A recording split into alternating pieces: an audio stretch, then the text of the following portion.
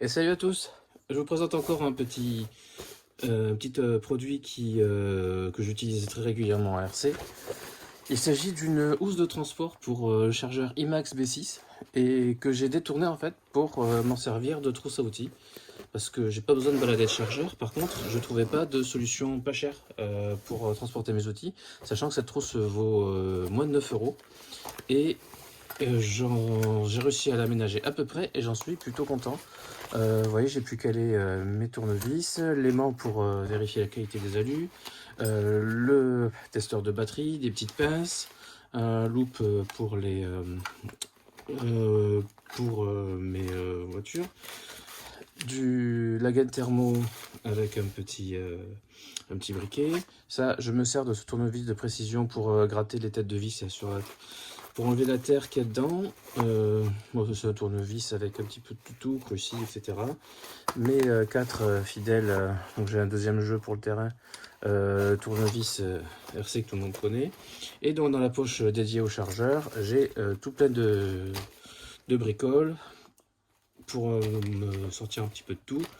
Des embouts, les gros sont utiles pour régler les trains à rotule.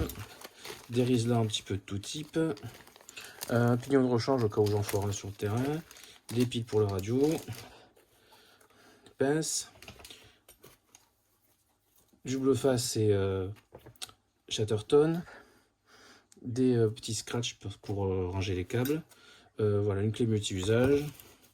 Petit couteau. La fameuse clé que tout le monde connaît, puisque ça me sert aussi pour le crawler.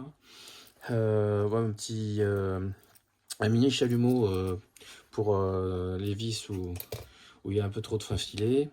Non, ça c'est des chutes de velcro, ça on s'en fout. Et une mini pince parce que voilà, on sait jamais. Ça m'a déjà servi. Je sais pas ce que c'est. Encore des piles. Encore un shunt. Et bien sûr, ce serait tellement dommage de rater une session sur le terrain ou de le terminer prématurément parce qu'on a juste plié un cardan. Donc forcément, je l'ai mis à verre, le cactus de Mika qui est toujours sur moi.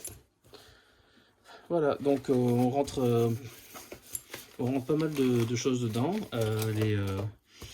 Voilà, elle est assez lourde à peu près, c'est normal, c'est pas du plastique qu'on met dedans, mais elle tient surprenamment bien. J'ai pas de couture déchirée.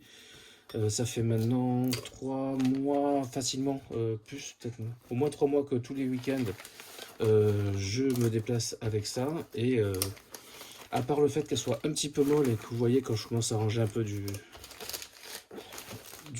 bordel, ça se déforme un peu, mais sinon franchement elle fait le taf. Et voilà, malgré le poids, même si je fais un petit peu gaffe, elle m'arrache sur le terrain, et ben ça tient,